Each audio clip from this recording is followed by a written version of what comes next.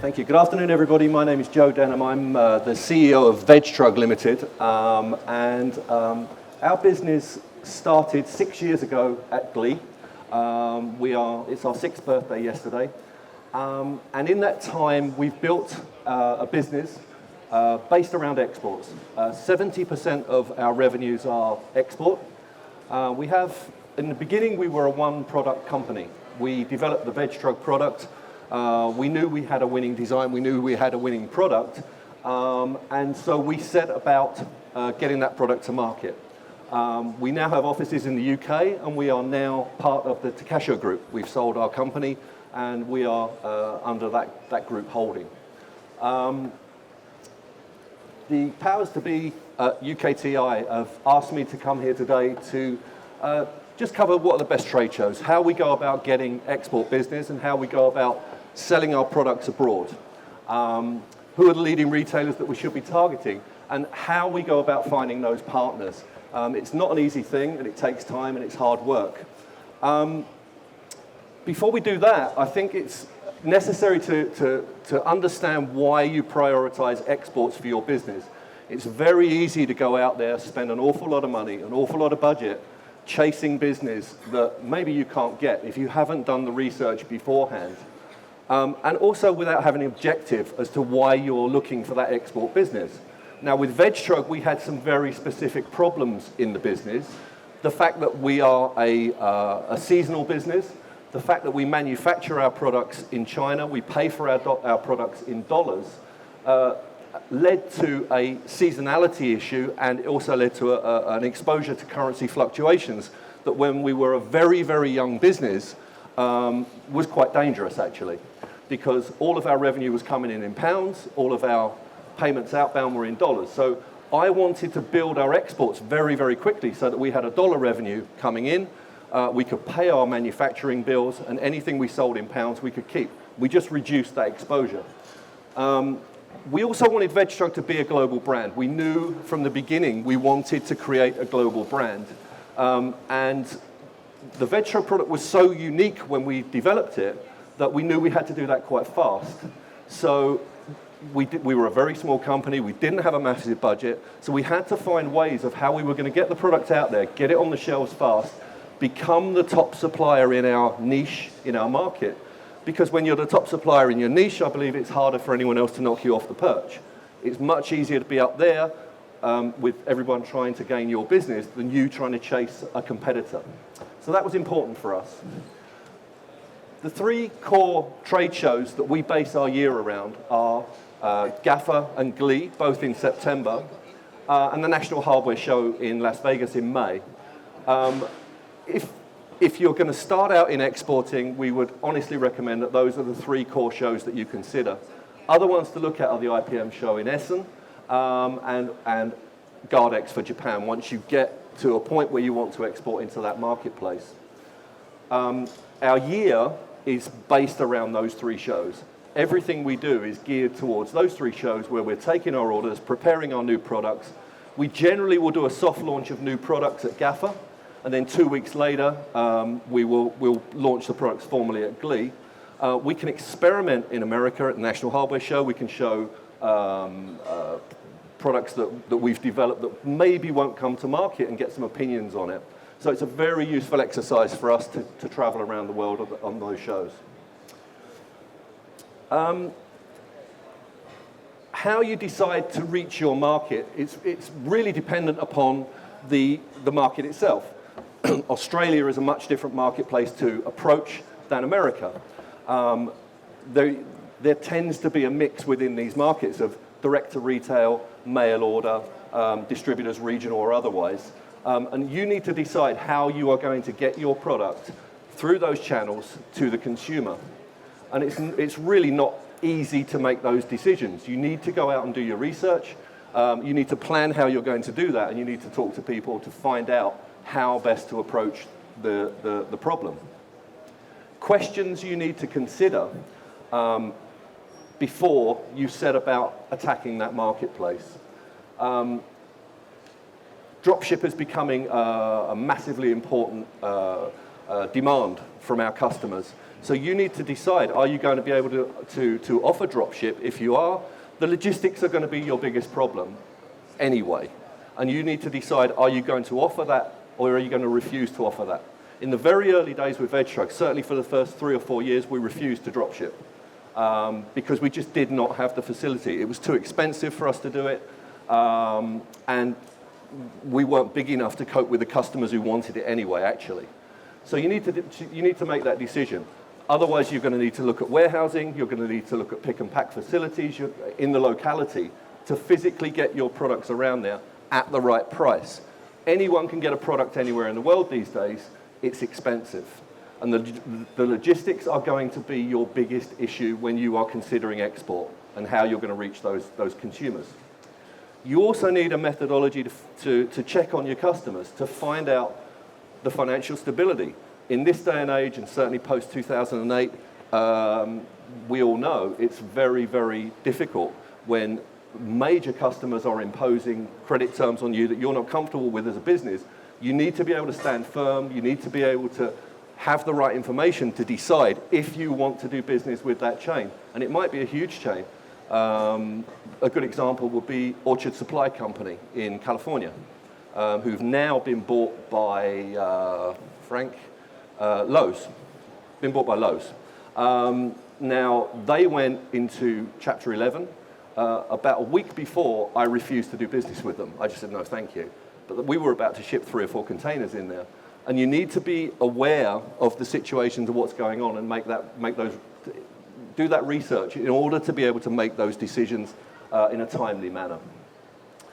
One of the big questions for us was, in order to get the product to the consumer at the right price in Ohio or Sydney or wherever it happened to be, we needed to deal with customers who were big enough that could take container volumes on an FOB basis. Very, very difficult when you start out because everybody wants to buy a pallet or they want to buy 4 or 5 of your products. Now, to get that to a store in France, in Nice, is expensive from the UK. You need the logistics. It's all about the logistics supply. We decided very, very early on that we were only going to deal with customers who were big enough that could take FOB containers. So they would take containers straight from our factory. We would ship them direct. The customer would take ownership of the product, and we would be paid. But those are the sort of considerations you need to make. Do you have the budget to support your efforts? Well, you know, it's expensive. There's no getting away from it. Traveling, flights, hotels, all of that is very, very expensive. You need to make sure that you've written a business plan, that you're going to execute that business plan for export, and that you have the funds and the budget to execute it properly. If you go out there and you're short of funds, because it always takes longer than you think it's going to take. That's the thing. Customers in our industry do not get fired if they wait a year. They just don't. And they are likely to wait a year before they'll do business with you. And so you can't just go to a trade show in Las Vegas and expect that you're going to get $50,000, $60,000 worth of orders. The trade show is going to be paid for, and it's all going to be lovely. You have to be going there 2, 3, 4 years. Our biggest customer in America, it took me to our 3rd year before we secured that business. We kept at it. We kept approaching. We were there year after year after year. And in the end, the customer bought from us in the 3rd year. We became instantly their biggest supplier. I think we were the first product to do $1 million in their first year for that customer. And we've been their biggest supplier ever since, outside of their in-house manufacturing. So my message to you is take your time, keep at it. You have to take your time. And don't expect things to happen very, very, very quickly. I just put up a couple of examples of markets. Obviously, America is the biggest aim for many of us. And I've put up a couple of examples and some figures on there to show you the numbers involved. And it's so tempting. You look at it, and the numbers in brackets, by the way, are the number of stores that they have.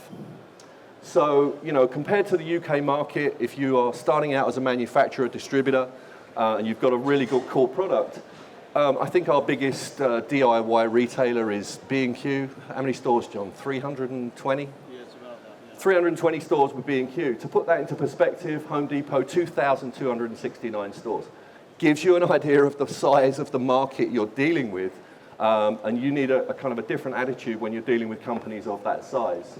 America itself has a different business model, a different strategy than you may be familiar with.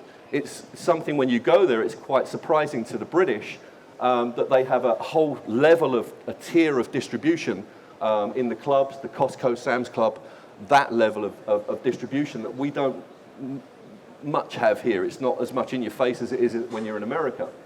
You've got the mail order specialists and you can go direct to retail chains. You then have second-tier distribution and the buying groups, the True Value stores. And you can see the volumes, again, 4,500 True Value stores. You have to understand the size of the market you're dealing with. And are you capable of delivering product to those stores in volume? And are they willing to trust you to do that? So you need to build relationships and decide which level of distribution you are going to target your product at. There's 15 to 16,000 independent, what they call mom and pop garden centers in America. The market is huge. So this is a really good example of what we can achieve and how we can, who we're looking at. Some of the considerations when you've got to market that, because they do work differently to the UK distribution model. You need to look at regional or national distribution.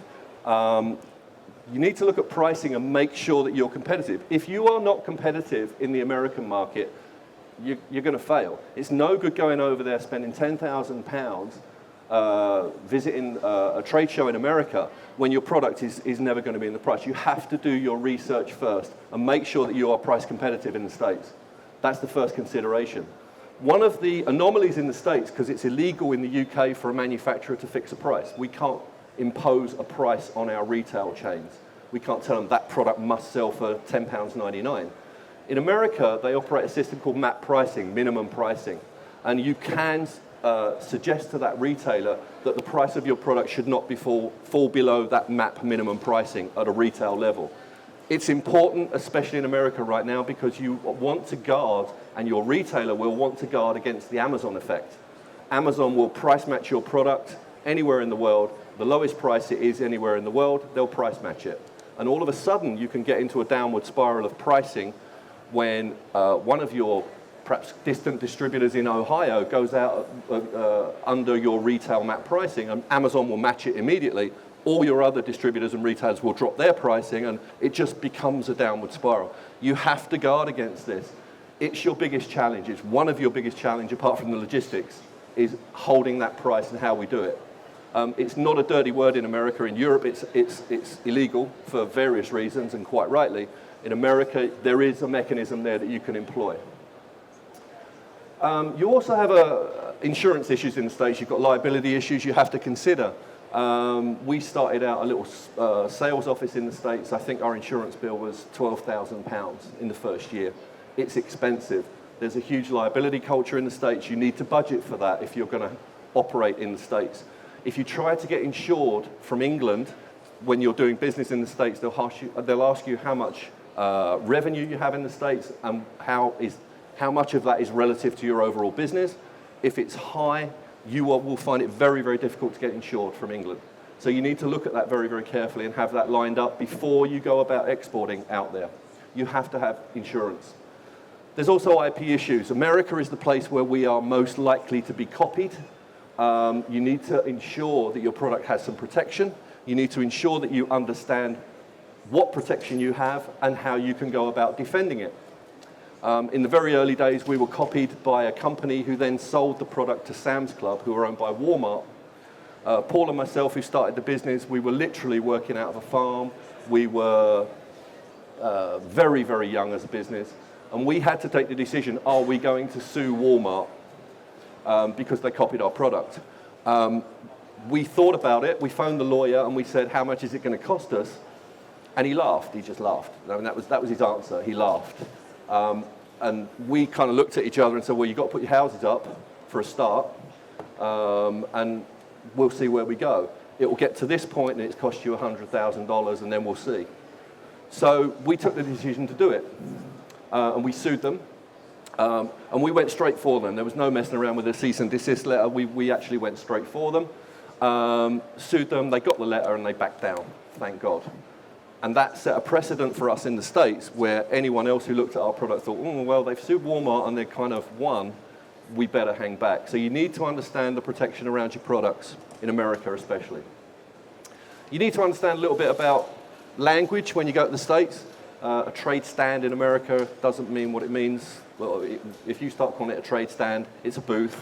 You need to understand, the language of doing business in the States, and talk to people who do that, and they'll fill you in on that, and you'll pick that up very quickly. You also need to have consideration for the actual language in your packaging and in your instructions. In Canada, you need French and English. In much of America, you also need Spanish, actually. So, you might need to do a redesign on your packaging. Obviously, you've got metric and imperial measurements. You need to think about all of that and have your product ready before you even think about going out into the States. Can you work evenings? If you're running the business, if you're running export from the UK, my business day starts around about 5 o'clock. So I've done a full day in the UK, I then start at 5 o'clock and I'm going on till 10 o'clock in the evening. In the early days, I was doing that 6 days a week. It's hard work, and you need to be able to accept that you're going to have to work out of hours if you're doing any business abroad, especially in the States. You need to also understand the product regs and documents that you are going to need to comply with. Specifically in California, if you've got any product to do with wood that's manufactured by wood, chemical treatments, you need to understand the regulations that when your container lands, what you are going to need to comply with and the documentation you are going to need to supply.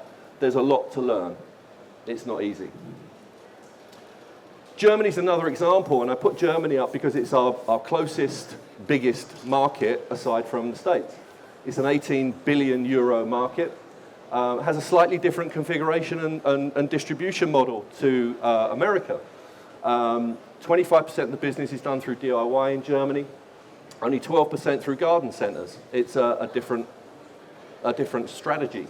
There's some examples there you can see of some of the larger, particularly box retailers, how many stores they've got, and the kind of turnover in the lawn and garden industry that they have. It's a huge market. Germany, I think, is 5 times bigger than the UK. It's a very, very nice, close market for you to cut your teeth in export, and we would advise you to look at Germany carefully. You've got all those same considerations that I spoke about in America. You've got language barriers and import barriers, but you're within Europe. It's a little bit easier. But it's a huge market for you to cut your teeth on if you're looking to export. I put Australia up there because Australia is a completely different model. If you are not in the boxes in Australia, you're not going to sell anything. The Australian population live around the edge. Bunnings and Masters have the business. There's far, far fewer independents for you to attack, and the distances are huge in Australia. Bunnings is the key. Masters and Mitre 10 are the key. When we started in Australia, in fact, Australia was our first export market. Paul and I finished Glee. We supplied all in our first year. We finished all of the supplies into the UK market. UK market for us and Grow Your Own slowed down around end of May.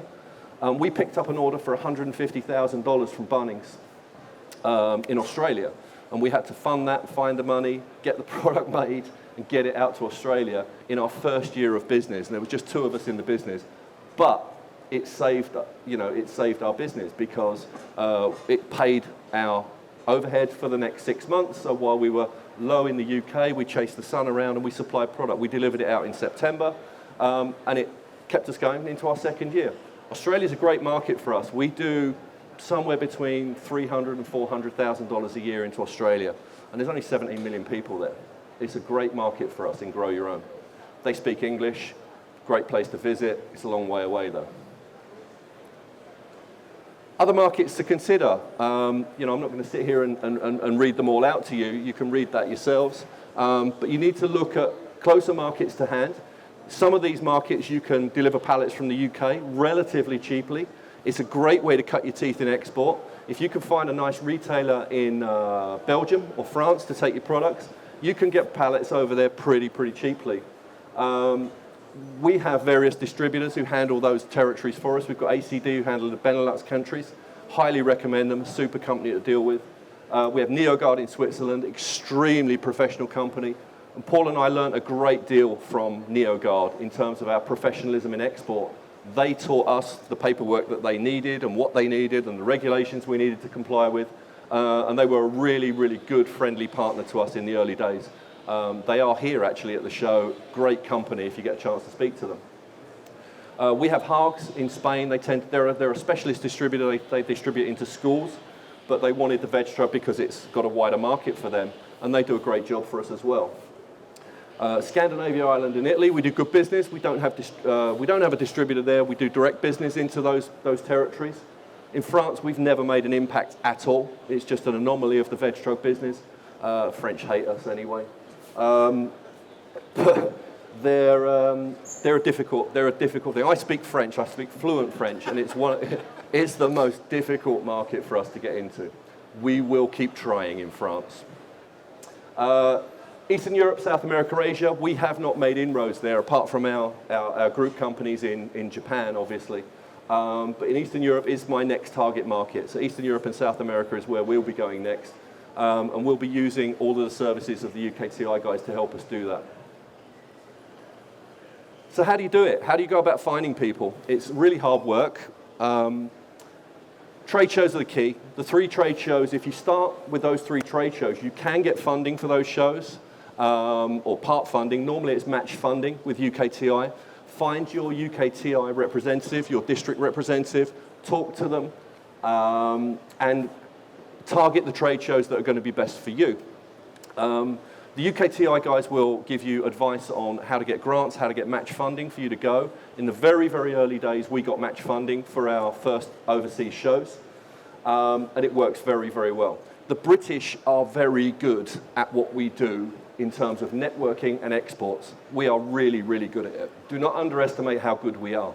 Some of the people who are working for the UKTI and our trade associations are brilliant. We've been doing this for hundreds of years.